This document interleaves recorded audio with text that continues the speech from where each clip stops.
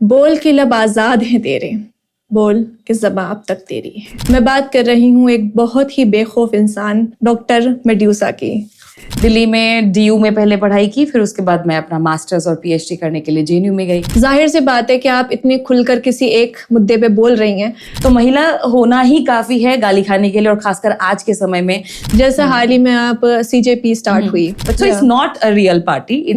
It started as a joke. किसी भी government को इवैल्यूएट करने के लिए क्या इंपॉर्टेंट पैरामीटर्स हो सकते हैं? आपका इस पे क्या नजरिया है? किसी ने हिजाब लगाया, नहीं लगाया, दोनों केसेस में आप नफरत करो। लगाया तो भी नफरत कर रहे हो, नहीं लगाया तो भी नफरत कर रहे हो। लोग उनको अक्सर पप्पू बोलते हैं। तो आज के समाज में, आज के भारत में मुसलमान फेस करता है जो एक डर जो फेस करता है। B safe, be secure, that's the most important priority, क्योंकि आज जिंदा रहोगे तो कल की लड़ाई लड़ ली जाएगी। बहुत अच्छा। ये हम गुनहगार औरतें हैं जो अहले जुब्बा की तमकनस से न रौब खाएं, न जान बेचें, न सर झुकाएं, न हाथ जोड़ें। आदाब दोस्तों, मैं हूं सबा पाशा और आप देख रहे हैं द स्टेलर्स पॉडकास्ट। ये है हमारे पॉडकास्ट का 8वां एपिसोड। दोस्तों, अगर आपको हमारा काम पसंद आता है तो आप हमारे चैनल को ज़रूर सब्सक्राइब कीजिएगा और नीचे दिए गए ज्वाइन के बटन पर जाकर आप हमें सपोर्ट भी कर सकते हैं। बोल के लब आज़ाद हैं तेरे, बोल कि ज़बां अब तक तेरी है, बोल के सुतवां जिस्म है तेरा, बोल कि जां अब तक तेरी है। दोस्तों, जो आज हमारे साथ गेस्ट हैं, फैज़ अहमद फैज़ की ये नज़म उन पे बखूबी उतरती है। वैसे तो वो प्रोफेशनली एक असिस्टेंट प्रोफेसर हैं लखनऊ यूनिवर्सिटी में, लेकिन सोशल मीडिया के ज़रिए वो सरकार से उनकी नाकामयाबियों पर बखूबी सवाल पूछती हैं। जी हाँ दोस्तों, मैं बात कर रही हूँ एक बहुत ही बेखौफ इंसान डॉक्टर मेड्यूसा की, जिनका नाम माधुरी ककोटी भी है। तो कैसी हैं आप? मैं बिल्कुल ठीक हूँ। मैं पहले शुरुआत में ही बोल देना चाहूंगी, तुमने बोला बेखौफ इंसान की। बेखौफ तो मैं बिल्कुल नहीं हूँ, खौफ बहुत ज्यादा है। खौफजदा इंसान हूँ मैं। लेकिन कुछ चीजें, जैसे फैसाब ने भी कहा था और रवीश जी ने भी कहा था कि कुछ चीजें हम डर के बावजूद करते हैं और डर के बावजूद करने पर मजबूर होते हैं। तो मुझे शीशे में अपनी शक्ल देखनी है और ऊपर जाके जवाब देना है भगवान को कि क्या किया मैंने। तो और करने के लिए मेरे पास और कुछ तो है नहीं ना, सिवाय मेरी आवाज किसी को देने के। तो बस उतना ही। तो इसीलिए I would like to again reiterate, बेखौफ तो मैं बिल्कुल नहीं हूँ, बहुत डर लगता है, लेकिन फिर भी किए जाते हैं। सबसे पहले तो बहुत शुक्रिया आपका कि आप हमारे पॉडकास्ट में आई। और दूसरी चीज, जैसे आपने कहा कि खौफ होने के बावजूद आप इतनी हिम्मत से काम ले रही हैं, तो वो ज्यादा इंपॉर्टेंट है। अगर आप बेखौफ होती और किसी चीज पर बोल रही होती तो इतना मुश्किल नहीं होता जितना खौफ होने के बावजूद आप हो सकता है। ये दूसरा तरीका है देखने का। सबसे पहले जी, सबसे पहले तो आप हमारी ऑडियंस को ये बताएं कि आप कौन हैं और कहाँ से आपने शुरुआत की और कैसे आपको आइडिया आया कि आप सोशल मीडिया पर जाकर इतनी बेखौफ तरीके से अपनी बात रखें। मैं असम से आती हूँ, मेरा घर असम है, ननिहाल असम है मेरा। माँ बाबा अभी भी वही रहते हैं, माँ पापा वही रहते हैं, भाई है मेरा एक। मैंने पढ़ाई लिखाई मेरी पूरी असम में हुई है और उसके बाद बैचलर्स के टाइम पे मैं दिल्ली आई। दिल्ली में DU में पहले पढ़ाई की, फिर उसके बाद मैं अपना मास्टर्स और PhD करने के लिए JNU में गई। बीच में एक फेलोशिप भी थी, फुल ब्राइट फेलोशिप जिसको बोलते हैं, उसको लेकर मैं अमेरिका में भी थी एक साल।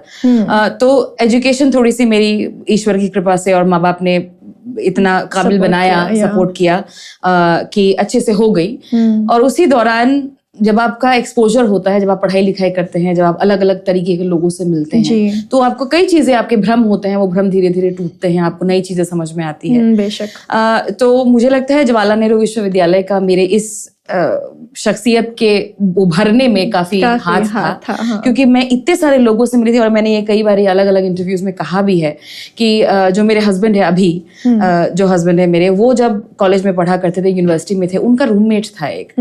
और वो रूममेट था जो हमारी यूनिवर्सिटी में JNU में मेरिट कम मीन्स फेलोशिप मिलती थी कि आपकी अगर मीन्स कम है, अगर आप एक पर्टिकुलर आपके इस परिवार की आमदनी एक पर्टिकुलर सीमा से कम है, तो आपको हॉस्टल के मेस का फीस जो है वो माफ होती थी। वो करीबन 1200 रुपए तक हुआ करती थी। तो वो माफ होती थी। तो वो आपको मिल जाती थी, मतलब आप पे करते थे, फिर आपको वो यूनिवर्सिटी की तरफ से मेस फीस मिल जाती थी।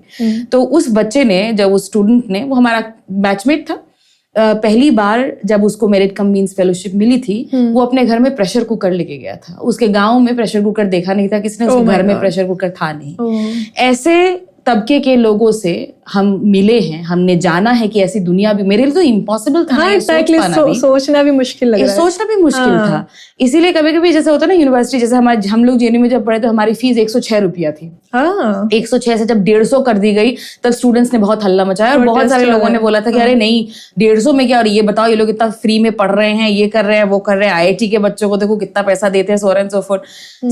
हमारा ये कहना होता है कि जैसे अगर जेएनयू का बच्चा 120 रुपए में पढ़ रहा है तो IIT का बच्चा ज्यादा पैसा देके क्यों पढ़ रहा है, उसको भी वही सब्सिडी मिलनी चाहिए ना। exactly. बात आप ये करो कि मैं क्यों ज्यादा पे कर रहा हूँ, आप ये ना पूछो ना कि मैं ज्यादा पे कर रहा हूँ तो तुझे भी ज्यादा पे करना पड़ेगा, है ना, तो तुझे ना करना पड़े। Anyway, so we have met, I have met so many different people, हर समाज से लोग, हर कास्ट से लोग। कास्ट की जानकारी मुझे बहुत ज्यादा थी नहीं, बिल्कुल भी नहीं थी, क्योंकि वही ना, आप एक ऐसे प्रिविलेज सिस्टम में पैदा होते हो, कभी आपको जानने की जरूरत ही नहीं पड़ी आपका क्या कास्ट क्या है, जब तक आपको। बट अगेन उसी समय एक ऐसा तबका है जिसको बार बार याद दिलाया जाता है कि तुम इस कास्ट के हो, तुम इस कास्ट के हो, या फिर तुम इस रिलीजन के हो। सो अलग अलग चीजें जब हम देखते हैं तो आपका बुद्धि का भी विकास होता है। तो मुझे लगता है कि मेरी बुद्धि का थोड़ा बहुत विकास हुआ। तो जेएनयू से मेरी शुरुआत हुई, और as far as my creator journey is concerned, वो तो कोविड के टाइम पे हुई थी। कोविड के टाइम पे मैंने अपना पहला वीडियो बनाया था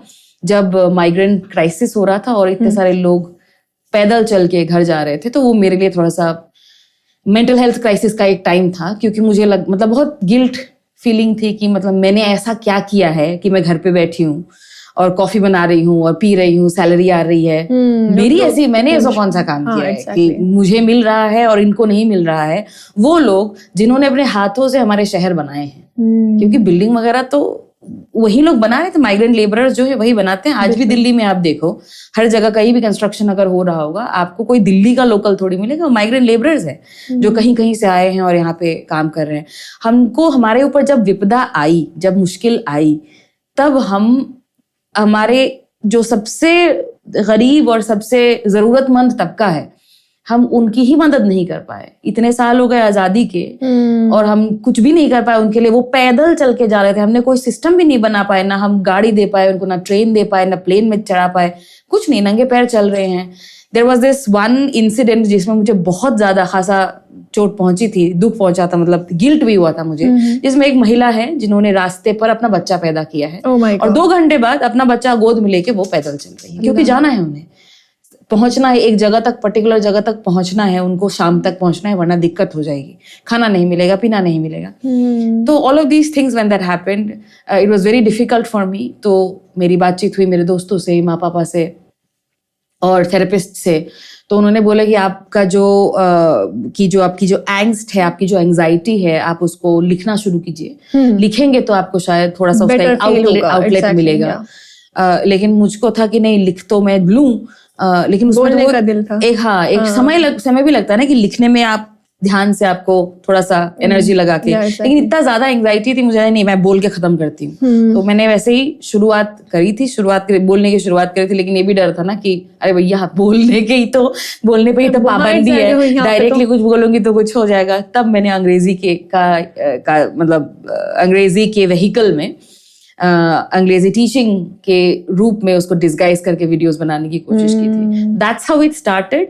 और वो दर्द और वो दुख मैं आज भी महसूस करती हूँ, मुझे वो गिल्ट आज भी है कि हम लोग कुछ कर नहीं पाए। जितना मतलब इंडिविजुअली आप खड़े होकर जाके आपने बोतल पानी का डिस्ट्रीब्यूट किया, या फिर आपने किसी को मदद की यहाँ से यहाँ तक पहुंचने की, थोड़े से पैसे दिए, बट उससे आगे क्या ना, आपने एक की मदद की, बट तेरे सैकड़ों लोग हैं, रूट्स है वही खराब है, उस सैकड़ों लोग हैं। और मतलब एज एन इंडिविजुअल आप वो नहीं कर पाते हैं जो आप करना चाहते हैं, तो लेकिन फिर भी वो तो दर्द हमेशा रहेगा ही।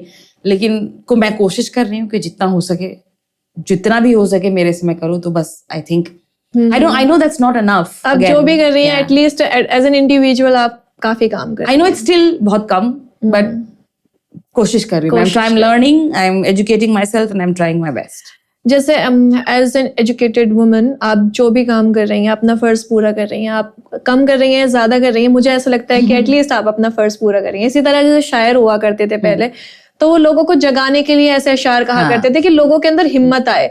तो कहीं से भी मुझे लगता है कुछ भी आप कंट्रीब्यूट कर सकते हैं, तो आज के दिन में भी वही शायर और वही अशार काम कर रहे हैं। एग्जैक्टली, लोगों उन्हीं को ही हम दोहरा रहे हैं। मुझे तो लोगों को हिम्मत मिलती है, थोड़ा जज्बा आता है। जैसा आपने कहा कि आपने सोशल मीडिया पे कंटेंट स्टार्ट किया डालना, और जाहिर सी बात है कि आप इतनी खुलकर किसी एक मुद्दे पे बोल रही हैं, तो मुझे ऐसा लगता है कि मेल जो कंटेंट क्रिएटर्स हैं उनको भी काफी चीजें फेस करनी पड़ती हैं। लेकिन हमारे इंडिया में जहाँ पे इतने मिसोजिनिस्ट भरे हुए हैं, वहाँ पे एक वुमन के लिए कितना मुश्किल होता है कि वो सोशल मीडिया पे कुछ बोलें या फिर अपनी बात रखें। तो इसमें आपको क्या फेस करना पड़ा? अरे अभी तो वो तो अभी भी है, लाइक बहुत ज्यादा है।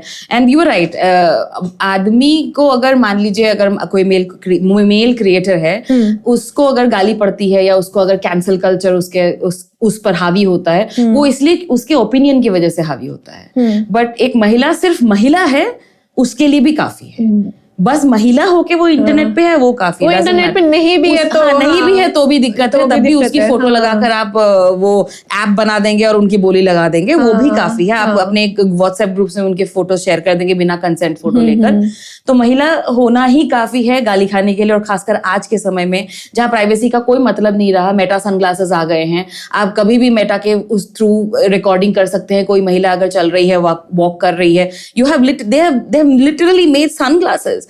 And they have just simply recently yesterday only I read yesterday only it's like heaven for people who are voyeurs, for people who are stalkers. आप बस चश्मा पहने हुए, you don't even have to take out your phone now. आप अपने चश्मे से recording कर रहे हैं। And then उसमें yesterday only I read that now they have also uploaded the code of facial recognition. तो आप फेशियल रिकॉग्निशन आपने अपने चश्मे लगा रखा है, आप फेशियल रिकॉग्नाइज करके उसका सोशल मीडिया ढूंढ सकते हैं, उसके प्राइवेट इंफॉर्मेशन निकाल सकते हैं, so on and so forth. So dangerous and just being a woman is so difficult. और खासकर सोशल मीडिया में तो वो बट देन मुझे लगता है कि थोड़ा सा एक डिस्टेंस भी हो जाता है, क्योंकि सोशल मीडिया है, डायरेक्टली सामने सामने आप गाली नहीं दे रहे हो। लेकिन वो एक तसल्ली रहती है, तो क्रिएट हो जाती है ना कि आप because I can show you right now मेरे फोन में literally yesterday there was an acid attack का थ्रेट कि तेरे मुंह पे एसिड फेंक देंगे, तेरे को चाकू मार देंगे, तेरे घर के बाहर गनमैन खड़ा होगा देख। और मेरा because I am a university professor, my address is on my universities profile, my phone number is on the universities profile, thankfully was on the university profile. Thankfully मैंने अपना फोन नंबर हटाया, but the address still exists. तो मेरे लिए ये imagine करना बिल्कुल मुश्किल नहीं है कि वाकई में कोई खड़ा हो सकता है। आपको नहीं पता कि अगला इंसान किस तरह की मेंटालिटी लेकर आ जाए और क्या कर सकता है। Because it just takes one person, no, आपका पूरा मूड तो छोड़ ही दो, आपकी जिंदगी बर्बाद करने के लिए एक इंसान काफी है। मार दिया चाकू, हो गया मेरे किसी इंटरनल ऑर्गन पे वार हो गया, तो लाइक भीड़ में मार के चला भी जाएगा, पता भी नहीं चलेगा। भीड़ मार के चला जाएगा, छोड़ दीजिए। I have literally seen today videos of there is a person, I don't, if you do not know of this person you are very lucky. There is a man who is hitting another man, वो मुस्लिम आदमी है जिसको वो मार रहा है, ठीक है, वो मार रहे हैं, और उसका वीडियो वो साफ उसने खुद अपलोड, उसका वीडियो उसने साफ खुद अपलोड किया है कि वो मार रहा है, वीडियो है, एविडेंस है, तुम मार रहे हो। मारना असॉल्ट, उस आदमी की कोई भी गलती क्यों ना हो, एग्जैक्टली मारना असॉल्ट है ना, you have, it's illegal, you have taken, आपने कानून खुद अपने हाथ में लिया है, तो आपके खिलाफ एक्शन क्यों नहीं हो रहा? वो इंटरनेट पे अवेलेबल है, दुनिया देख रही, वो बहुत प्राउडली उसको अपलोड कर रहा है खुद अपने हैंडल से, क्यों उसके खिलाफ एक्शन क्यों? इट्स लाइक लोग तमाशा देख रहे हैं, कोई एक्शन नहीं हो रहा, कोई गुंडा राज चल रहा है, जैसे मतलब आपका बंदा जो कोई भी जिसको आप मार रहे हो उसकी कोई भी गलती रहे, आप क्यों, आप कानून आप हो, how are you taking law into your own hands? Exactly.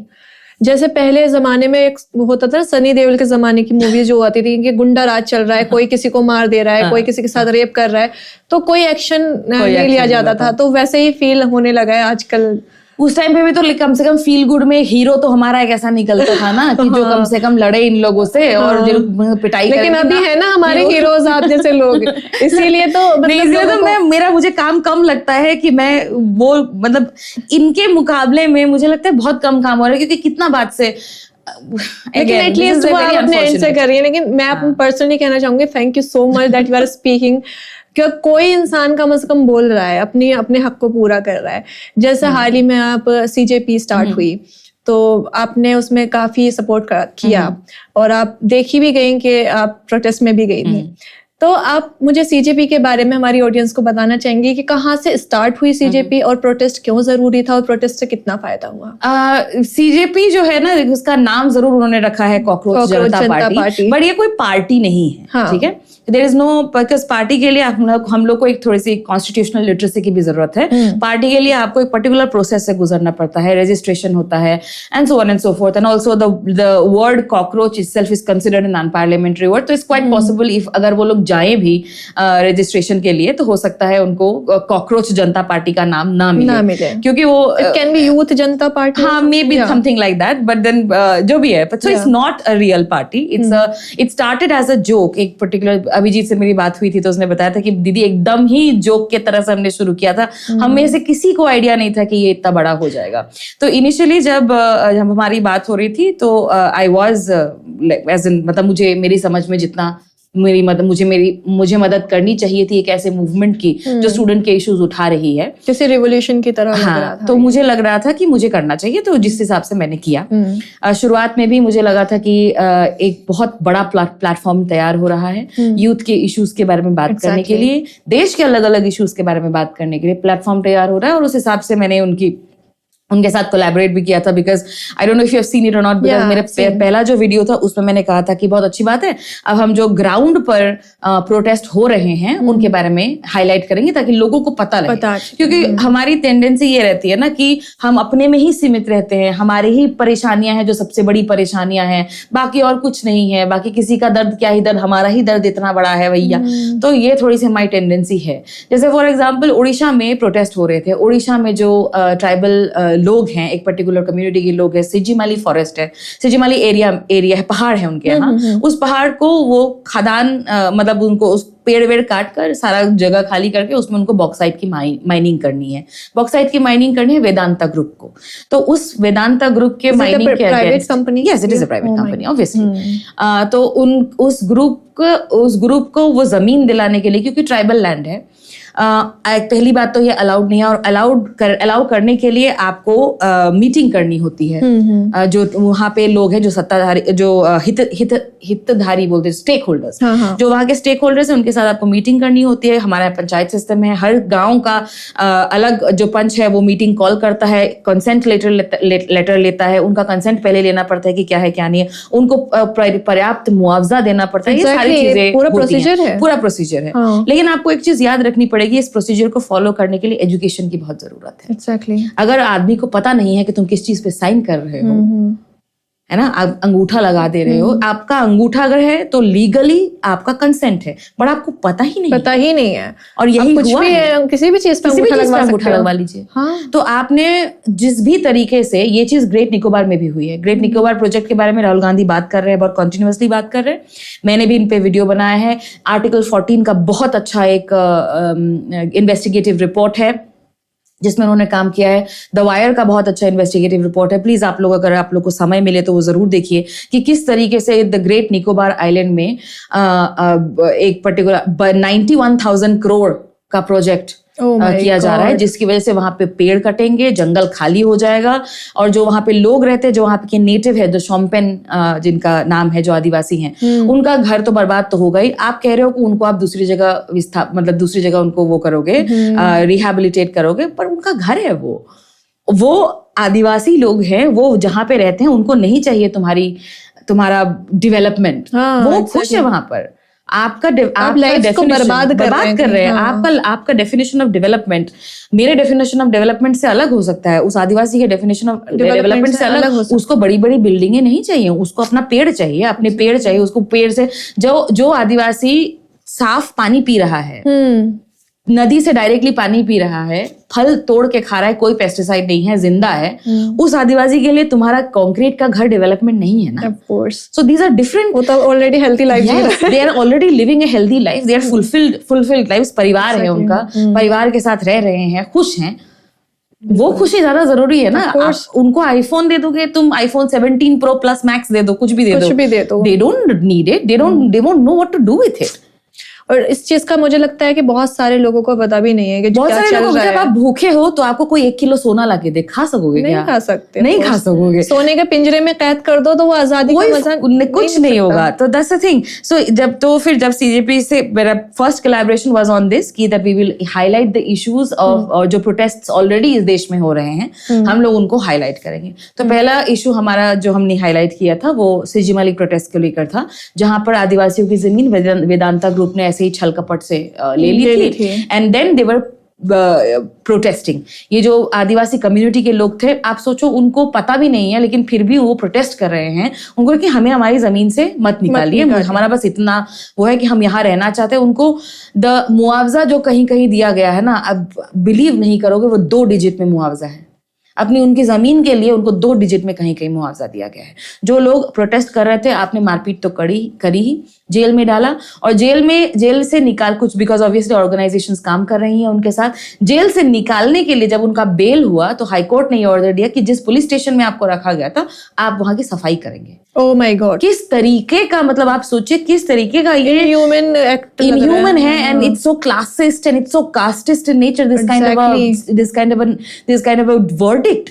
तो ये सारी चीजें हो रही थी जिसको हमने हाईलाइट किया था। सेकंड वीडियो जो मैंने उनके साथ बनाया था वो CBSE के इशू पर था। हाँ। And the third one is जब उन्होंने प्रोटेस्ट अनाउंस कर दिया था तो हम लोगों ने मैंने वीडियो बनाया था कि क्या करना, एक अच्छे प्रोटेस्ट की क्या निशानी होती है और डूज एंड डोंट्स क्या होते हैं, तो अच्छे प्रोटेस्ट की क्या निशानी होती है, and so on and so forth. ये सारी चीजें मैंने मैं as a, because again Gen Z is like the younger generation, तो मैं सबकी तो जगत दीदी लगती हूँ। वैसे भी मुझको मैं कामरा के साथ एक शो करती हूँ खबरे आजम बोल के, वहां पे सब मुझे दीदी दीदी बोलते हैं।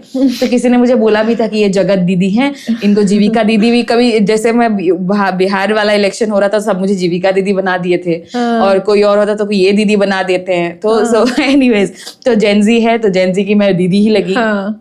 तो इस हिसाब से मैं बड़ी होने के हिसाब से मैं अपनी तरफ से, होता है ना बड़े लोगों का की आदत होती है, एडवाइस दे देते हैं, पूछा नहीं जाता कभी, लेकिन हम अपने एडवाइस दे देते हैं। तो वही मैं काम कर रही थी इन लोगों के साथ भी। राइट नाउ बहुत बड़े लोग जुड़ चुके हैं। तो कैसा रहा था प्रोटेस्ट? तो मुझे पर्सनली स्पीकिंग मुझे लगा था और ज्यादा होना चाहिए था, और ज्यादा लोग आते। और इनफैक्ट इसकी तबीयत बहुत खराब हो गई थी बाय द एंड। 3:30 बजे जब उसने अनाउंस किया कि हम जा रहे हैं, Abhijit was extremely, he was exhausted, क्योंकि आप सोचो 20 घंटे का आदमी फ्लाइट लेके आया है। एंग्जाइटी तो है ही, कि क्या होगा क्या नहीं होगा, आपका सारा मतलब भविष्य दाव पे आप लगा के आ रहे हैं कि आपको अरेस्ट तो नहीं किया जाएगा, जेल में तो नहीं डाल दिया जाएगा। So many सब लोग यही सोच रहे थे कि हो सकता है कि so many things can happen। तो एंग्जाइटी भी है, 20 घंटे की फ्लाइट है, नींद नहीं, बैठे बैठे आप आ रहे हो, आते ही आप डायरेक्टली इतनी गर्मी में, इतनी भीड़ में बीच में आप चले गए। तो और कॉन्टिन्यूअस वो आदमी बैठा नहीं 1 मिनट, मतलब कॉन्टिन्यूअस वो बोले जा रहा है, कॉन्टिन्यूअस लोगों से बात कर रहा है। मीडिया बाइट्स तो मुझे नहीं लगता उसके साथ बहुत ज्यादा हुए थे, बट कॉन्टिन्यूअसली ही speaking to the people, continuously नारे लगा रहे हैं, फुल वॉल्यूम में नारे लगा रहे हैं, लोगों को बैठने के लिए बोलना, संभल के रहने के लिए बोलना, और बार बार इन चीजों को याद दिलाना कि हम क्यों हैं यहाँ पर, क्या मुद्दे हैं, किसके लिए इंडिया की, वो सारा चीज वो कर रहा था। तो एकदम धूप, पहले जिस साइड पे वो खड़ा था और सारी टीम जो खड़ी तो वहां पे थोड़ी छांव थी भी, लेकिन जब स्टेज बनाया गया, शिफ्ट किया गया बीच में, तब तो डायरेक्ट धूप थी, और मुझे लगा था उसको थोड़ा सा मुझे सनस्ट्रोक वगैरह हुए थे। तो जिस वजह से वो काफी, मैंने एक वीडियो देखा था, मुझे एकदम मेरे रोंगटे खड़े हो गए थे, बिकॉज वो एकदम बेहोशी की हालत में था। वो सिर्फ आसपास उसके इतने सारे लोग थे, वो लोगों के चक्कर में वो खड़ा था कि वो अगर कोई लोग नहीं होते तो वो गिर जाता उस टाइम पे। तो वो हम 3:30 बजे रैप अप हो गया था protest, but if it had continued, मुझे लगता है कि कंटिन्यूअस लोग आते रहते, पीसफुल प्रोटेस्ट रहा, आते रहते। वो लोगों ने कोशिश की थी, कुछ एलिमेंट्स आए थे, अच्छा, लोगों ने कोशिश की थी, लेकिन उनको कई बार, मतलब वहां जो बच्चे थे, वहां जो ग्रुप थे, उन्होंने ही उनको भगाया, उन्होंने ही उनको हर एक आर्ग्यूमेंट में वो फेल हुए, हर एक कॉन्वर्सेशन में वो फेल हुए, क्योंकि उनके पास और कोई दूसरा मुद्दा तो है नहीं ना, हिंदू मुसलमान के अलावा कोई दूसरा मुद्दा नहीं है।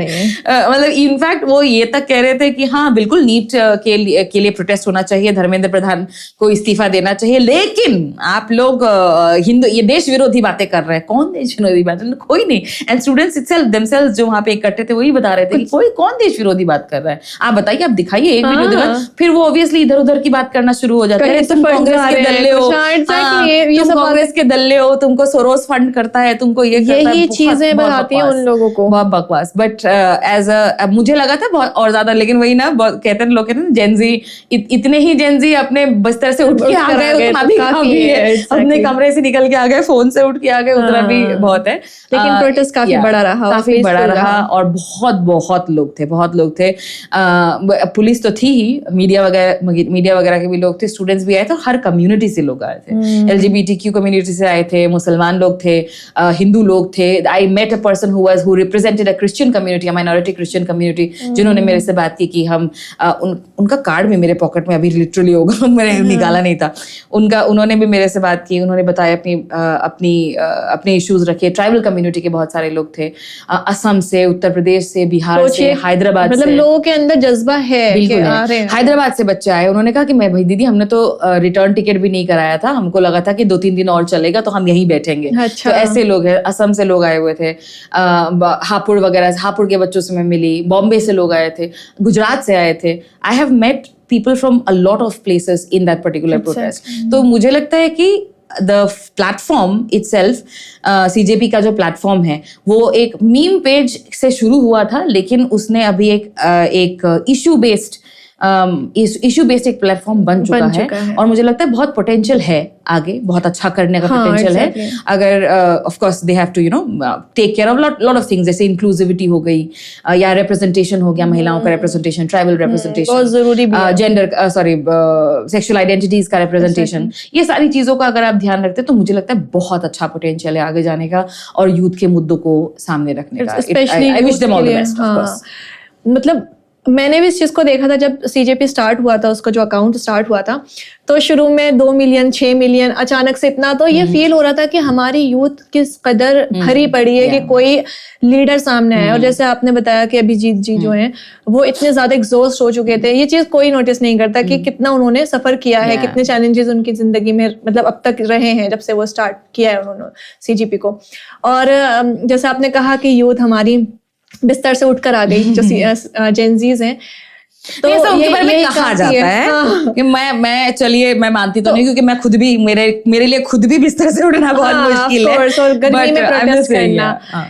तो हम आपको क्या लगता है कि अभी ये हाई टाइम है कि सारी यूथ को इकट्ठे होकर मतलब एक मजबूत आवाज बनना चाहिए, अभी भी गुंजाइश है कि ठीक है नजरअंदाज करो और सो जाओ और जीते रहो? नहीं, मुझे लगता है कि हमारे देश की यूथ ऑलरेडी काम कर रही है, बिकॉज मैंने कई सारे, तुम खुद को देख लो ना, तुम भी तो यंग ही हो, तुम भी तो यूथ हो, you are also doing something, you are also talking about issues, तो तुम कर रही हो। अभी लिटरली इस देश में आप बहुत सारे लोग बोलते हैं ऑपोजिशन नहीं, कुछ काम नहीं करे, सो ऑन एंड सो फोर्थ, लेकिन हमको रियलाइज करना पड़ेगा कि जो ऑपोजिशन काम कर आप दिखा नहीं रहे हो। फॉर एग्जाम्पल लिटरली आज की डेट में 10 ऐसे स्टेट है इस देश में, 10 स्टेट में national students union of India NSUI और यूथ कांग्रेस का इतने बड़े बड़े प्रोटेस्ट हुए हैं, इतने बड़े बड़े हजारों की संख्या में वहां पे बच्चे आए हैं, हजारों की संख्या में स्टूडेंट्स आए हैं, वाटर कैनन उनको मारा गया है, लाठी चार्ज हुआ है, इतना सब कुछ हुआ है, और उसके बावजूद मतलब तो आपको दिख रहा है नहीं हजारों लोग कौन है, ये हजारों लोग सारे तो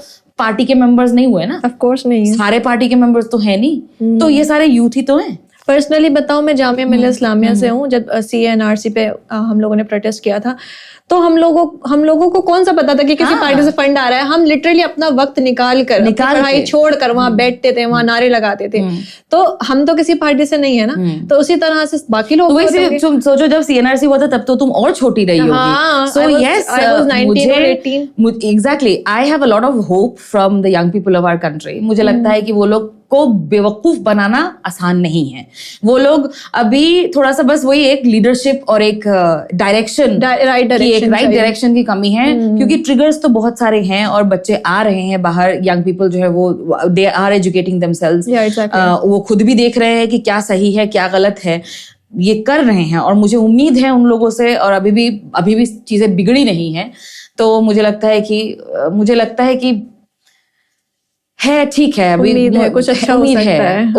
मैं इतनी मतलब मैं नाउम्मीद लीडरशिप से हुई हूँ, जो हमारे देश के अभी सत्तारूढ़ पार्टी के जो लीडर हैं, जो उन्हें करना चाहिए था, और इतनी एक बड़े ह्यूमन रिसोर्स वाले देश के साथ हम कहाँ से कहाँ पहुंच सकते थे। कितनी रिच कल्चर, इतना रिच कल्चर है, इतनी खूबसूरत जगह है, इतना हमारा लिटरेचर रहा है, इतनी सारी चीजों के बावजूद भी अगर हम मतलब ये अंदर फिलॉसफी भी, हमारी फिलॉसफी भी, हम कितना रिच रहा है जैसे लोगों की मदद करने का। जैसे कहते हैं कि करोड़ों हमारे देश में लोग हैं, तो इसे इस नजरिए से देखा जाए ना कि करोड़ों हमारे देश में जहन भी है, दिमाग भी है, उनको यूज करना चाहिए। ह्यूमन रिसोर्स है ये, आप उसका इस्तेमाल कीजिए। आप कितना कुछ निकल सकता था इसमें। जैसे फॉर एग्जांपल हमारे देश में फिलॉसफी में भी अगर आप देखो ना कि सबका भला हो, सर्वे भवन्तु सुखिनः, सब सुखी रहे, सब सुखी रहे, सब हेल्दी रहे, ये हमारी फिलॉसफी में है।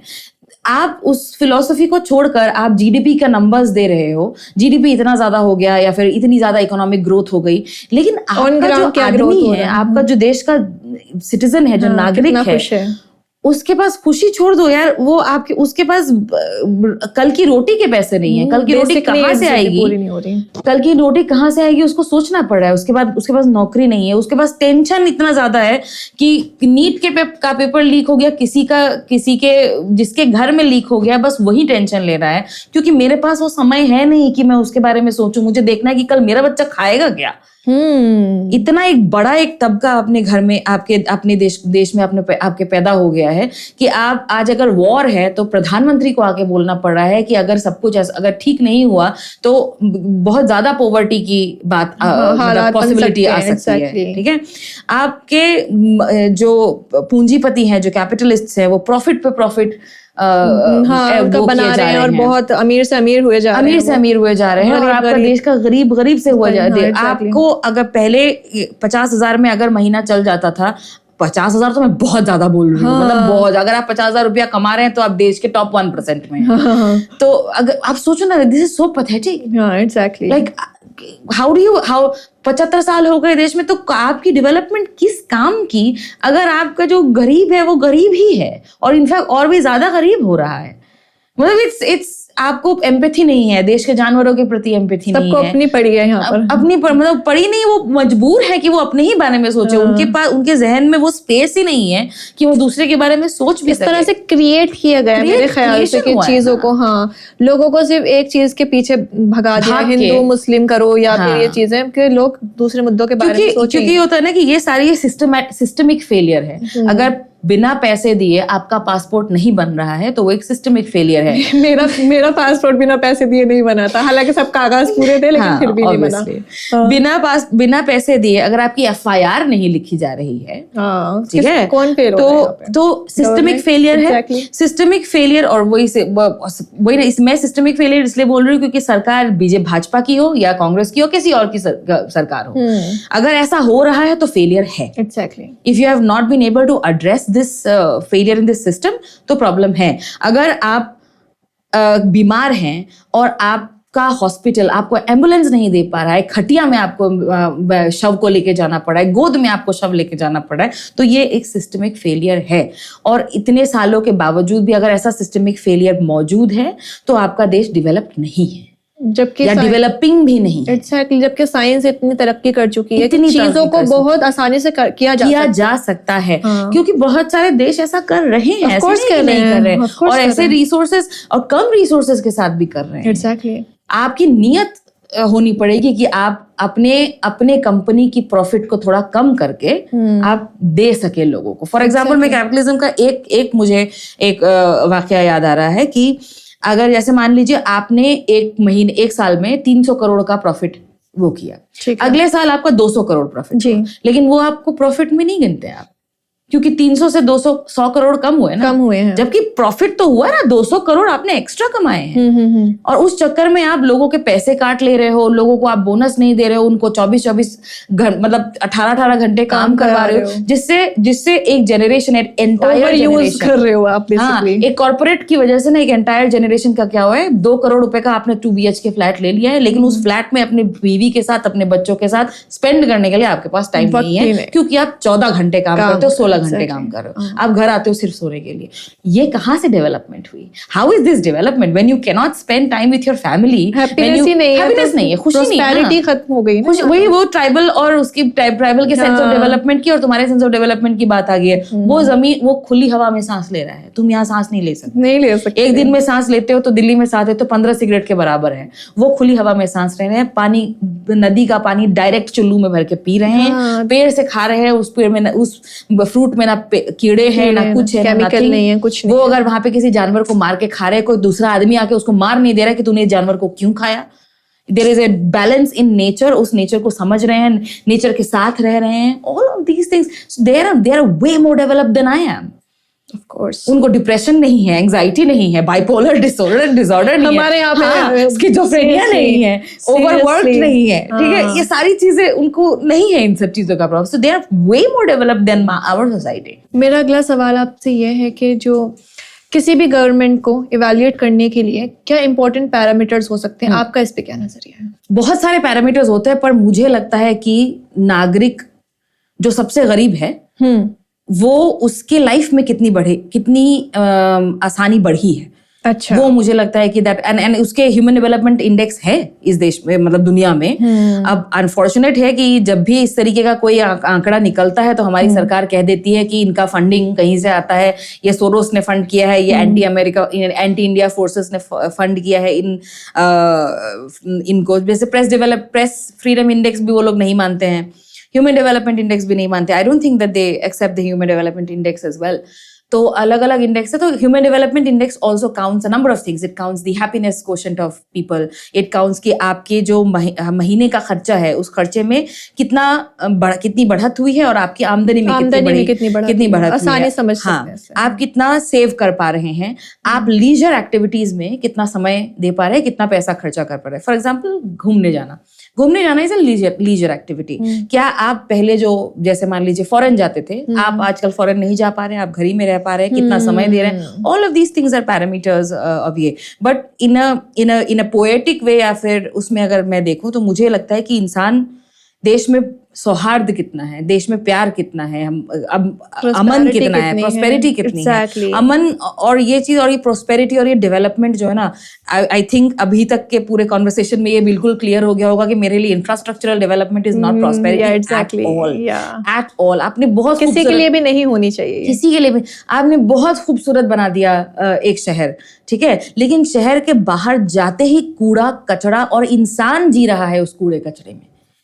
नहीं जीना चाहिए। Every human being deserves dignity. हर इंसान को, बस किसी भी कम्युनिटी से वो बिलोंग करे, किसी भी मजहब से बिलोंग करे, हर इंसान को डिग्निटी उसका अधिकार है जी, बिल्कुल। और वो डिग्निटी अगर मिल रही है इंसान को किसी भी सरकार के, किसी भी गवर्नमेंट के अंडर, अगर वो इंसान को डिग्निटी मिल रही है, वो डिग्निफाइड तरीके से अपना जीवन जी पा रहा है, I think that is my major for ये। मुझे अब जैसे अभी मैं अगर देखूं तो हर जगह इट्स जस्ट हेट्रेड। आप किसी से किसी भी नाम पे नफरत कर रहे हैं, खाने के नाम पे नफरत कर रहे हैं। वेज खा रहा है, नॉन वेज खा रहा है, नॉन वेज में भी क्या खा रहा है, बीफ खा रहा है, बफ खा रहा है, चिकन खा रहा है, मटन खा रहा है, उसमें आप नफरत कर रहे हो। पोर्क खा रहा है, नफरत कर रहे हो। You are hating people. मछली ज्यादा महक गई, अब नफरत कर रहे हो। You have seen north east वाले स्टूडेंट्स को किस तरीके से बेइज्जत किया गया था दिल्ली में, मतलब क्योंकि वो खाना बना रहे थे तो स्मेल आ रही थी, तो उनको बहुत बेइज्जत किया गया था कि तुम लोग तो जो भी है प्रोस्टिट्यूट्स हो। हाँ, यहाँ तक बोला गया था उन लोगों को, बिकॉज उनके हाफ पैंट, इतनी गर्मी है भाई, इंसान हाफ पैंट नहीं पहनेगा क्या करेगा। तो आप गाली दे रहे हो, आप कपड़ों के नाम पे नफरत कर रहे हो। आप किसी ने हिजाब लगाया, नहीं लगाया, दोनों केसेस में आप नफरत कर रहे हो। लगाया तो भी नफरत कर रहे हो, नहीं लगाया तो भी नफरत कर रहे हो। आपने दाढ़ी रखी है, नहीं रखी है, उस पर नफरत कर रहे हो। भरी पड़ी है वो तो आप हर चीज में आप नफरत ही कर रहे हो। किसी ने आपके बिल्डिंग में एक फ्लैट ले लिया, अगर वो मुसलमान है तो उससे नफरत कर रहे हो, ठीक है। अगर रास्ते में चल रहा है, उसके पीछे से जोर से उसने 2 बार हॉर्न ज्यादा बजा दिया, उससे भी आप ना मार पीट हो जा रही है, मर जा रहा है। वो जो लड़का जो यूएस से वापस आया था, पार्किंग वाले चक्कर में तो उसकी मौत हुई ना, स्टैब कर दिया उसको। लाइक हाउ मच ईगो, इतना ज्यादा, मतलब इतनी नफरत हो गई आपको जानवर से। कुत्ता है बेचारा, उससे तो आप देख ही रहे हो सुप्रीम कोर्ट का किस तरीके का वो आया है। रास्ते में बैठा है, आपको उसने दिक्कत नहीं की। वो कूड़ा खा के जिंदा रहता, जो कूड़ा आप फैलाते हो वो आसमान से तो नहीं टपकता ना कूड़ा। आप ही ने फैलाया, उसको पता है कि यहाँ कूड़ा फैलता है, यहाँ मुझे खाने को मिल जाएगा तो मैं यहाँ आ जाता हूँ। आप ना फैलाओ कूड़ा ना, वहां पे नहीं आएंगे कुत्ते। आपने कुत्तों को हटा दिया तो थोड़ी ना गंदगी कम हो जाएगी। कुत्ते हट जाएंगे तो रेबीज वो बढ़ जाएगा, रैट्स बढ़ जाएंगे तो रैट से रेबीज फैलता है, रैट से हंटा वायरस फैलता है। ये तो अलग साइकिल चलती है ना। वो इस इकोलॉजी का एक बैलेंस है। बैलेंस मतलब एनवायरनमेंट ने हमारे एक बैलेंस क्रिएट कर रखा है। ये चीज पहले हो चुकी है। बिल्लियों से काली बिल्लियों से वो होकर, मतलब काली बिल्लियां विचक्राफ्ट के लिए यूज होती है, सो ऑन एंड सो फोर्थ बोल के इंग्लैंड में बिल्लियां मार दी गई थी, और काली बिल्लियां ही नहीं सब बिल्लियां मार दी गई थी। फिर प्लेग आ गया, प्लेग हुआ था ना। नेचर के साथ छेड़खानी करेंगे तो यही होगा। छेड़खानी इस पृथ्वी पर हर जीव का अधिकार है। अकेले आपका अधिकार नहीं है, सबका अधिकार है। तो आप इतनी नफरत आप फैला रहे हो, मतलब जानवरों से भी आप नफरत कर रहे हो, सबको, हर किसी से आपको नफरत है। इंसान से तो है ही, वो कौन सी कम्युनिटी का है, कौन सी कास्ट का है, इसका भी नफरत है आपको। क्या उसकी जेंडर आइडेंटिटी है, क्या उसकी सेक्सुअल आइडेंटिटी है, इससे भी आप नफरत कर रहे हो। जब इतनी नफरत फैले, सो when you ask me the question कि what is your parameter for government कि अच्छा कर रही है, my parameter for the government doing bad is that there is so much of hatred around me and it is so casual, so casual। तो आपको क्या लगता है आप डिनर टेबल पे अपने कमरे में, अपने घर में, अपने लोगों के साथ इतनी नफरत भरी बातें करो, तो हमने तो कभी we haven't grown up, I haven't grown up in a house like this, I'm sure you haven't grown up in a house like this। Exactly। Anyway, so yeah, नहीं, आपको बहुत अच्छा जवाब था। लेकिन मेरा सवाल यही है अगला कि आपको क्या लगता है जो गवर्नमेंट है हमारे यहाँ पे, वो कितनी अकाउंटेबल है, वो अकाउंटेबिलिटी मानती है या नहीं मानती, इसका ये कितना मजबूत है हमारे इंडिया में या कितना कमजोर है? इसमें तो मुझे बोलने की जरूरत भी नहीं है, उन लोगों ने खुद बता रखा है कि ये यूपीए की सरकार नहीं है, यहाँ कोई रेजिग्नेशन नहीं देता। सो अकाउंटेबिलिटी का रेजिग्नेशन जो हुआ करता था, अकाउंटेबिलिटी का एक सिंबॉलिक तरीका था, ठीक है, कि आपकी सरकार में आपके देखरेख के नीचे कुछ गड़बड़ हुई है, जैसे तो नीट के बच्चों ने सुसाइड कर लिया। अभी बच्चे आज एक लड़की का, असम की एक लड़की ने सुसाइड किया है, आज टुडे, इसका आज की खबर है ये। Oh my God! Every day because 21 तारीख को एग्जाम है। And no one is accountable for this. No one is. Who is responsible for the murder of these people? इन लोगों ने suicide किया है, but then that is it's an institutional systemic murder of these young like people. Every suicide is a murder. Yes. कोई ना कोई वजह है। तो और इसमें वजह हमको पता है, उसके बावजूद भी there is no accountability. So when you say how accountable this government is, I would say not at all, because that's not their priority. Accountability is not their priority. आपको बड़े-बड़े numbers फेंकने हैं खाली कि हमारा इतना growth हो गया, हमारा उतना growth है, क्योंकि accountability जब आप लेते हो ना, जब आप responsible, जवाबदेही आप जब अपने नागरिक को उस लायक सोचोगे ही नहीं कि आप उसको जवाब दो। हमारे पीएम ने अब तक कोई भी प्रेस कॉन्फ्रेंस तक नहीं की है। उनसे ज्यादा तो बेचारे सीजेपी वालों ने कर दिया। वो 3-4 दिन की पार्टी ने कर दिया। हर दूसरे दिन वो पार्टी भी नहीं है यार, तो पार्टी भी नहीं है, वो बेचारे 4 दोस्त इकट्ठा हुए, एक दोस्त ने जोक मारा था और इतना बड़ा हो गया, और फिर वो लोग अभी प्रेस कॉन्फ्रेंस देते फिर उनसे आप अकाउंटेबिलिटी बार बार मांगे जा रहे हैं कि आपके में ये नहीं है, आपके में वो नहीं है। अरे भैया जो भी है। So what I'm saying is that to answer your question, there is no accountability, and I don't think they care also, because accountability, क्योंकि जैसा मैंने कहा कि रेजिग्नेशन देना एक सिंबॉलिक अकाउंटेबिलिटी लेने का तरीका होता है। अगर आप वाकई में इंटरेस्टेड होते, अकाउंटेबल होते, अगर आप वाकई में आपको दुख होता कि आपके देश के बच्चों के साथ ऐसा बुरा हो रहा है, तो आप सिस्टम को सही करने की दिशा में आगे बढ़ते। एनटीए से नहीं संभल पा रहा है, तो कोई और लिटरली आज एक और पेपर का बिहार में कौन सा एग्जाम है अभी? बिहार में पेपर लीक हुआ है कांस्टेबल भर्ती का। ये तो एक ट्रेंड हो गया है, जैसे सोशल मीडिया पे ट्रेंड चलता है, पेपर लीक हो रहा है, पेपर लीक। तो बिहार में बच्चे सड़क पे हैं आज की डेट में, एंड दे आर सेइंग कि 36,000 भर्तियां हैं, क्योंकि प्रीलिम्स का एग्जाम हो गया है, मेंस का एग्जाम होना है, जैसे कि 36,000 बच्चे हंगर स्ट्राइक पे उतरेंगे अगर ये हुआ तो। अगर पेपर हुआ तो, पेपर लीक हुआ है, हम नहीं चाहते हैं कि वो हो, पेपर हो, क्योंकि लीक हो चुका है ऑब्वियसली। अब लीक हो गया तो इस बात की तो कोई गारंटी नहीं है ना कि जिसने पढ़ा है उसको मिलेगा, और जिसने पढ़ा है उसकी तो आपने, अगर पेपर लीक से आप एग्जाम पास कर रहे हैं तो आप तो उसका हक खा रहे हैं ना। Exactly. तो ये सारी चीजें हो रही हैं। आज एक और एग्जाम था जिसका आज निफ्ट वाले बच्चे जो थे, 10,000 बच्चों ने निफ्ट दिया था, उनके पेपर्स में गड़बड़ हुई है। यहाँ तक निफ्ट के एग्जाम में ये हुआ है कि जो बच्चे प्रेजेंट थे उनको एब्सेंट कर दिया है, जो एब्सेंट थे उनको नंबर भी दे दिए, उनका वो भी निकल गया, ये सारी चीजें भी हुई है। मतलब ऑन दिस इज निफ्ट वाला exam apparently is also conducted by CUET, तो गया ही। और भी कुछ है, काफी कुछ मुझे याद दिमाग में आएगा तो मैं बता दूंगी। There is another exam, major exam. Opposition कुछ रोल प्ले नहीं करती इसके अंदर? ऑपोजिशन क्या रोल प्ले करी है? कुछ मतलब क्रिटिसिज्म ही उनका रोल है, या फिर वो कुछ कंस्ट्रक्टिव भी कर सकते हैं ऑपोजिशन वाले? No, I don't think they can do anything constructive as far as governance is concerned right now, because वो है ही नहीं ना सरकार में। These are all central examinations and central institutions.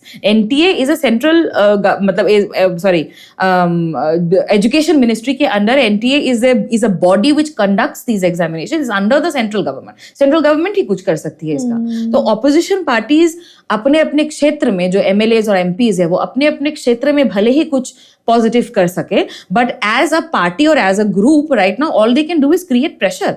And I think as far as creating pressure is concern, मुझे तो सही लग रहा है जो वो लोग कर रहे हैं, बिकॉज कुछ ना कुछ simultaneous pressure, of course there is always room for improvement.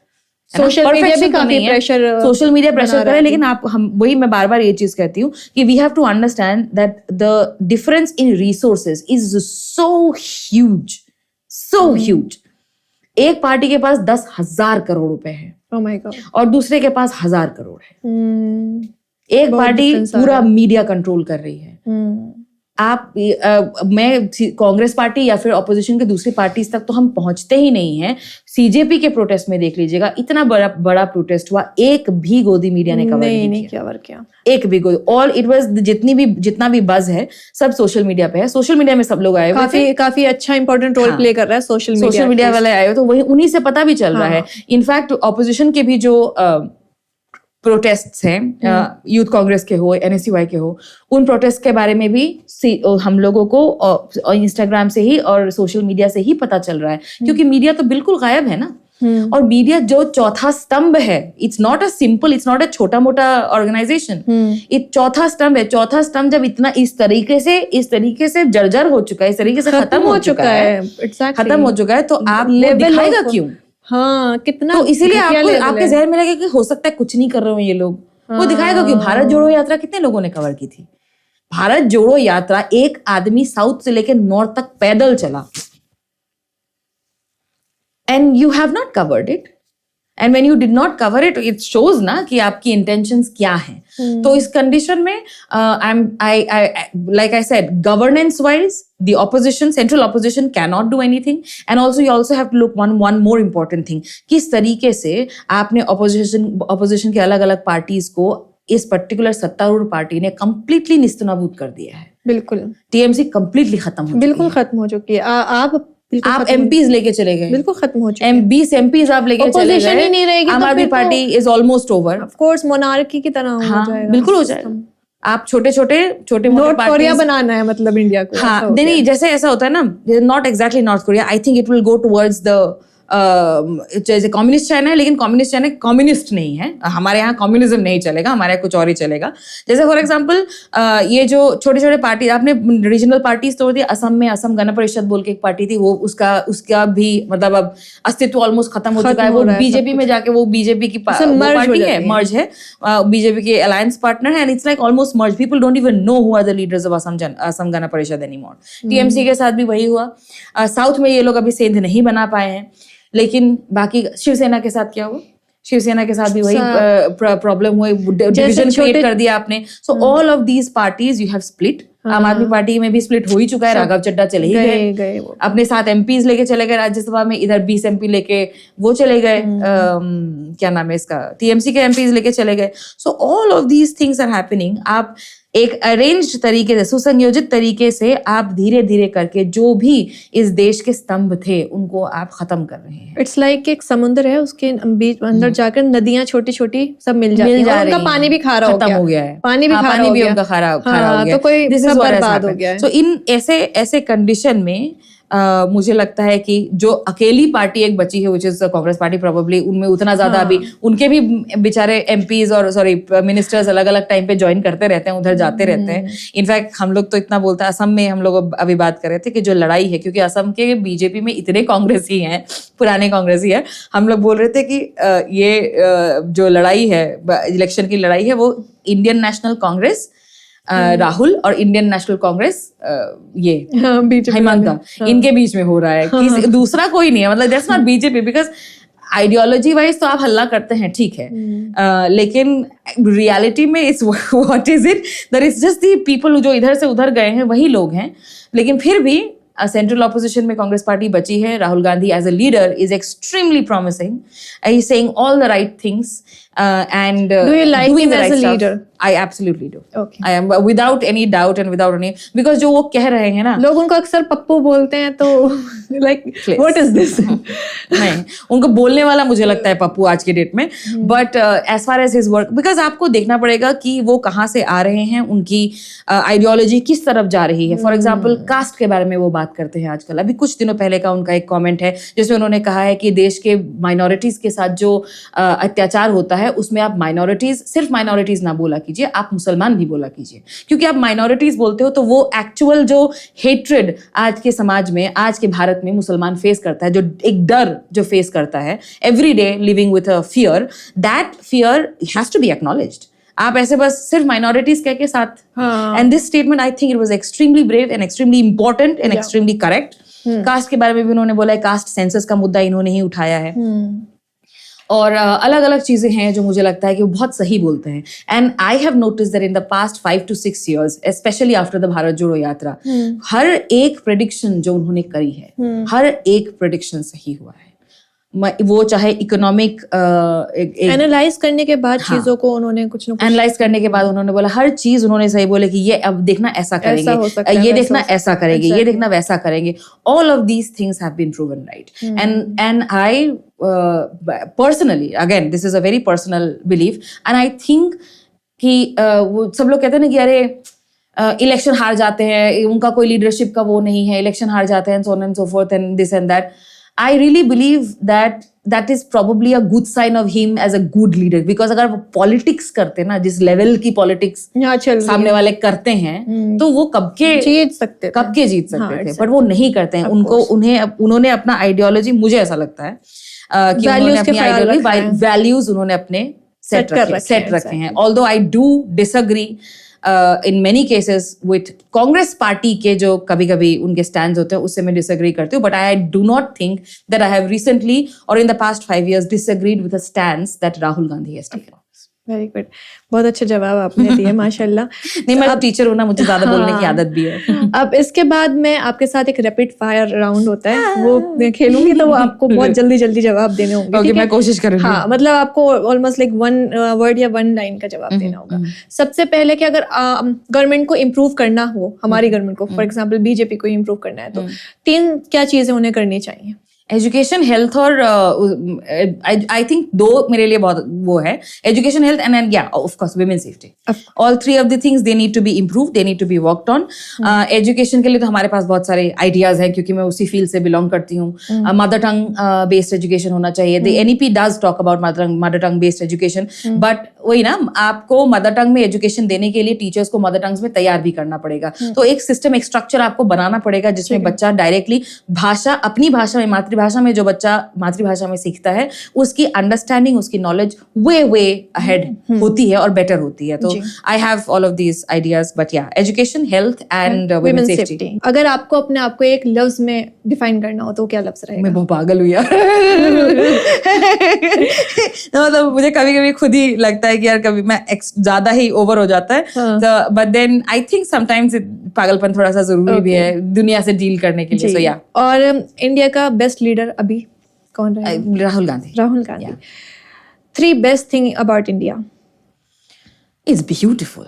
Yeah, it is. We have everything. We have desert, we have Switzerland जैसे वादियां हैं हमारे पास पानी है, नदियां हैं इतनी खूबसूरत, इतने खूबसूरत वाटरफॉल्स है, इतने खूबसूरत बीचेस है, we have so much beautiful food, so many different cuisines हैं, कहीं भी जाओ तुमको अलग अलग खाने को मिलेगा, अलग अलग रिच कल्चर है, इतना रिच कल्चर है, food culture at least, food culture इतना रिच है, अलग जाओ भाषा का कल्चर इतना खूबसूरत है, इतनी ब्यूटीफुल लिटरेचर, इतना beautiful poetry, all of these things exist. इतना क्या क्या क्या बोलूं, इतनी सारी चीजें हैं यार देश में, इतना सुंदर है हमारा ऐसा देश है मेरा सही में यार। मैं कभी इमोशनल हो जाऊंगी अगर मैं सोचने लग जाऊं कि इतना मेरा सुंदर देश है, क्या डिफरेंट रिलीजन्स, उनके डिफरेंट वैल्यूज, ये सब चीजें। हाँ, और सब साथ में रहते थे, सब साथ में रहते थे, एंड रहते थे ही बोलना पड़ेगा अब, क्योंकि अब तो यार इतना ज्यादा नफरत, इतनी ज्यादा वो हो चुकी है कि मतलब मुझे थोड़ा सा सफोकेशन होने लग जाता है। And then we are cutting our trees, हम लोग अपने फॉरेस्ट कवर खत्म कर रहे हैं, जानवरों के लिए कोई डिग्निटी नहीं है, कोई उनके लिए कोई सेफ्टी सिक्योरिटी का वो नहीं है, all of these things. Anyway sorry. हाँ, और हमारे यूथ को सोशल मीडिया पर क्या कोई कदम जो भी उठाना चाहते हैं तो क्या कदम उठाना चाहिए सोशल मीडिया पर? कोई एक लाइन को उनके लिए मैसेज। मुझे लगता है सोशल मीडिया पर आप अगर इंडिविजुअल हैं तो कोई भी मुद्दा हो आप सोशल मीडिया पर उसको ला सकते हैं, डरे नहीं। ओके, ठीक है, लोग होप कि आपकी बात को माने। नेक्स्ट बेस्ट पीएम का कोई candidate, like best candidate for next PM? Next PM, like I said, Rahul Gandhi. Who else? There is no other option. There is absolutely no other option. Youth की सबसे बड़ी strength? Technology. Okay, youth की सबसे बड़ी weakness? Technology, because they like busy, क्योंकि जो technology उनके लिए ताकत हो सकती है वही टेक्नोलॉजी उनके दोनों चीजें है ना, दोनों चीजें हैं। आप बिजी हो रील देखने में, आप कुछ और नहीं कर रहे हो, उसी टेक्नोलॉजी का इस्तेमाल करके आप पढ़ाई भी कर सकते हो, अपना बेटर भी कर सकते हो। For example that kids know, the CBSE वाले बच्चे जिन्होंने उसी टेक्नोलॉजी का इस्तेमाल करके छान निकाला ना कि तुम्हारी कहाँ गलती थी, सीबीएसई की कहाँ गलती थी, वो भी तो बच्चे ही हैं, वो भी टेक्नोलॉजी का इस्तेमाल कर रहे हैं। Do Indians have freedom of speech? No, लेकिन we are still speaking so much ना? We are, but then वही thank you brought that up। तो मैं इसमें यही बोला चाहूंगी कि जब गला आपका दबा दिया जाएगा, एकदम चुप कर दे, मुंह में ठूस दिया जाएगा, तभी मानोगे कि फ्रीडम ऑफ स्पीच नहीं है। Very good. तभी अच्छी बात है, इट्स अ ग्रेडियंट नो। अगर आप किसी ने व्हाट्सएप स्टेटस लगाया है और आप उसको FIR करके आप उसे अंदर डाल दे रहे हैं, of course there is no freedom of speech then. Yeah, exactly. Of course there is not. वही ना कहते हैं ना कि जैसे for example I always say this, I might not agree with your opinion, मेरे आपके मत में अंतर हो सकता है, बिल्कुल। I might not agree with your opinion, but you have every right to have that opinion. आपका वो ओपिनियन रखने का आपका हक है, आपको हमारे संविधान ने दिया है, आप रखिए अपना ओपिनियन, आप उसको डिफेंड भी कर सकते हैं, लेकिन मेरे ओपिनियन के लिए आप मुझे बंद नहीं कर सकते। जिस तरीके से आपके ओपिनियन के लिए मैं आपको बंद नहीं, जब तक हमने कुछ गलत ना किया हो। हाँ, मैं आपके साथ बातचीत कर सकती हूँ, आपकी ओपिनियन बहुत गलत है, मैं आपको बहुत गाली दे दूं, लेकिन मेरा काम भी नहीं है और मेरा ये हक भी नहीं है कि मैं आपको आपके ओपिनियन के लिए अंदर कराऊं। अगर आप प्रोफेसर ना होती तो क्या होती? जर्नलिस्ट होती हैं। ओह वेरी गुड, अच्छी जर्नलिस्ट होती हैं। एक सेंटेंस आपके हेटर्स के लिए? I don't care about them। आपको किस कंट्री की पॉलिटिक्स सबसे ज्यादा अच्छी लगती है कि ऐसी पॉलिटिक्स इंडिया में भी होनी चाहिए? फिनलैंड। नाइस। वहाँ पे तो विमेन पॉलिटिक्स है। Yeah, exactly. Yes. And they are highest at the happiness index में भी है। इनफैक्ट नॉर्वे में भी अभी हम लोगों ने देखा किस तरीके से नॉर्वे का वो बहुत काफी डेवलप्ड वेरी डेवलप्ड कंट्रीज। क्या प्रोटेस्ट हमारे इंडिया में कोई फायदा करता है, लाइक, या फिर सिर्फ शोर? एब्सोल्युटली, मुझे तो लगता है, क्योंकि फॉर एग्जांपल CNRC के प्रोटेस्ट के टाइम पे तो डेफिनेटली कोविड हो गया था, इस वजह से मुझे लगता है कोविड की वजह से बहुत ज्यादा नुकसान पहुंचा CNRC प्रोटेस्ट को। बट हम लोगों ने किसान आंदोलन देखा है। किसान आंदोलन एक एक्सेलेंट एग्जाम्पल है कि किस तरीके से शांतिपूर्ण तरीके से अगर आप डटे रहते हैं अपने डिमांड्स पर तो आप रिजल्ट। और हमारा देश आजाद हुआ था अहिंसक प्रोटेस्ट्स के बेसिस पर। एग्जैक्टली, ठीक है। तो हमारे देश के कल्चर में है प्रोटेस्ट करना, आंदोलन करना। हमारे को आप कह सकते हो, जिंदा रहने का एहसास दिलाता है। आप हमको आंदोलन जीवी कह सकते हो, लेकिन आंदोलन जीवी हमारे पूर्वज भी थे। हमारे पूर्वजों ने हमको आंदोलन करने का आजादी पाई है, इस तरह से आजादी पाई है तभी। हाँ, और अगला सवाल ये है कि आपको लोग किस वजह से सबसे ज्यादा गलत समझते हैं? क्या ऐसी चीज है कि लोग आपके बारे में गलत समझते हैं? मुझे लगता है कि क्योंकि ये अंडरस्टैंडिंग एक डेवलप करने की कोशिश की जा रही है और करते हैं समाज में, आज के समाज में, कि अगर आप सरकार के खिलाफ बोल रहे हो तो आप देश के खिलाफ बोल रहे हो। तो जबकि देश और सरकार दो बहुत अलग अलग चीज है। मुझे अपने देश से बेहद प्यार है, बिल्कुल बेहद प्यार है। मैं अपने देश के लोगों से प्यार करती हूँ। मैं चाहती हूँ कि हर एक मेरा जो देश का निवासी है, हर कोई सिर्फ सरवाइव ना करे, थ्राइव करे, वो अपनी जिंदगी में आगे बढ़े, वो अपनी जिंदगी में खुश। अगर वो कल आज की डेट में एक महीने में 10,000 कमा रहा है तो मैं चाहती हूँ कि अगले महीने 12 कमाए। Exactly. उसके परिवार का अच्छा हो, उसके बच्चे पढ़े लिखे। मैं चाहती हूँ ये सारी चीजें हों। तो अगर मैं उसके लिए सरकार को बोलती हूँ कि तुम जो कर रहे हो वो गलत है, तो इसलिए मैं देश विरोधी नहीं होती। बिल्कुल। और अगला सवाल ये है कि आप किसी मिनिस्टर का अगर इंटरव्यू करना चाहें तो वो कौन होगा? Because I like him, so Rahul Gandhi. Okay, but otherwise, because I want to confront, then obviously Narendra Modi. But वो डिबेट अगर करना चाहें तो वो डिबेट क्या, वो अंदर करवा देंगे मेरे को। ठीक है, बहुत अच्छे जवाब थे आपके। अगर मैं आपको इंडिया गवर्नमेंट का अगर मैं एक रिपोर्ट कार्ड तैयार करवाऊं आपसे, तो आप इन सब्जेक्ट्स में उन्हें कितने मार्क्स देंगे? इकोनॉमी बढ़िया, क्योंकि मैं तो 10 में से इकोनॉमी में कितने मार्क्स देंगे? 3। Okay. Education? 0। Health care? 0। Women's safety? -5। Foreign policies मुझे इतना आइडिया नहीं है फॉरेन पॉलिसी का। I am not a foreign policy student. लेकिन हमारे प्राइम मिनिस्टर तो हमेशा बाहर ही रहते हैं, फॉरेन ही पॉलिसी करते रहते हैं। But I don't really know. However, as far as the entire फिलिस्तीन में जो हो रहा है, जो जेनोसाइड हो रहा है, उसको लेकर जो हमारा पोजिशनिंग है, मुझे उसमें बहुत ही ज्यादा मेरे opinions I think it is wrong to support Israel in the way that we are doing. ये भी कम मार्क्स। हाँ, तो उसमें भी तो जस्ट उसी एक पर्टिकुलर इवेंट के चक्कर में मैं उनको बिल्कुल ही एकदम एब्सोल्युटली 0 नंबर दे दूंगी। Employment? But I am a very strict teacher, so okay. Employment में क्या 4 नहीं ज्यादा हो गया, 2 नंबर। Okay. 2 नंबर इसलिए क्योंकि मैं जहां से हूँ, असम से। असम में जो सरकारी नौकरियां हैं, असम में सरकारी नौकरियां हर साल निकल रही हैं। हर साल बच्चों के वो हो रहे हैं, एग्जाम्स हो रहे हैं, पेपर लीक नहीं हो रहा है असम में। So that is the only example that I have. And of course rest of the country में I don't really have any other examples जहाँ पे बच्चे बहुत खुशी एग्जाम उनको वो हो रहा है और पा रहे हैं। हाँ, तो ये हमारा लास्ट ये सेगमेंट है। मैं चाहूंगी कि आप 1 मिनट का या लाइक 30 सेकेंड का एक मैसेज दें हमारी यूथ को, और प्लस वुमेन सेफ्टी को भी। उसमें लाइक यूथ के लिए मैसेज और वुमेन सेफ्टी का एक लाइक अ रिपोर्टर, क्योंकि मैंने आपकी वीडियोस देखी थी, आप रिपोर्टर की तरफ बहुत अच्छा बोलती हैं। तो 30 सेकेंड का आप एक मैसेज हमारी ऑडियंस को दे सकते हैं।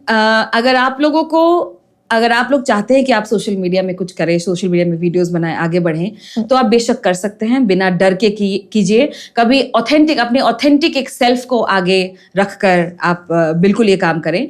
लेकिन अगर आपको लगता है कि डर है, किसी भी प्रकार का डर है, और खासकर अगर आप एक माइनॉरिटी कम्युनिटी को बिलोंग करते हैं, जैसे कि आप अगर मुसलमान हैं, महिला है, क्रिश्चियन है, ट्राइबल है, आदिवासी हैं, दलित हैं, और आपको लगता है कि इस वजह से आपको आप पर अटैक हो सकता है, तो आप प्लीज गिल्ट मत महसूस कीजिए। आपकी सेफ्टी सिक्योरिटी ज्यादा जरूरी है। खासकर अगर आप एक महिला हैं तो आपकी सेफ्टी सिक्योरिटी ज्यादा जरूरी है। एनोनिमस रह के अगर आप कुछ कर सकते हैं तो बिल्कुल कीजिए। There are absolutely steps in position. For example, cyber crime का जो पोर्टल है जिसमें आप FIR दर्ज कर सकते हैं, वो बहुत ईजी है। अपने हक और हुकूक के बारे में आप जानकारी रखिए। एंड जो ये सिस्टम्स है, the systems which are in place, which are there for your safety and security, use the block feature, use the restrict feature on Instagram. जो मर्जी आपको, जिसको मर्जी ब्लॉक कर, 1 सेकंड के लिए भी परेशान करे, तुरंत ब्लॉक। सोचो भी नहीं, तुरंत ब्लॉक। यूज द, मैं बहुत करती हूँ, मैं बिकॉज ऑफ दिस रीजन मेरा इंस्टाग्राम में एल्गोरिथम भी बहुत स्लो है, because I am like block. So yeah, use it, be safe, be secure, that's the most important priority, क्योंकि आज जिंदा रहोगे तो कल की लड़ाई लड़ ली जाएगी। बहुत अच्छा आपने बिना सोचे समझे इतना अच्छा एक मैसेज दिया। तो दोस्तों, ये थी माधुरी ककोटी, जिनको आप डॉक्टर मेड्यूसा के नाम से भी जानते थे। केशवन नाहिद साहिबा की एक नज्म है, ये हम गुनहगार औरतें हैं जो अहले जुब्बा की तमकनस से न रौब खाएं, न जान बेचें, न सर झुकाएं, न हाथ जोड़ें। ये हम गुनहगार औरतें हैं। तो आज की मेहमान की पर्सनालिटी कुछ इसी तरह थी, और बहुत शुक्रिया आपका कि आप हमारे पॉडकास्ट में आई। मिलते हैं अगले एपिसोड में, तब तक के लिए अपना और अपने परिवार का बहुत ख्याल रखिएगा। बहुत शुक्रिया।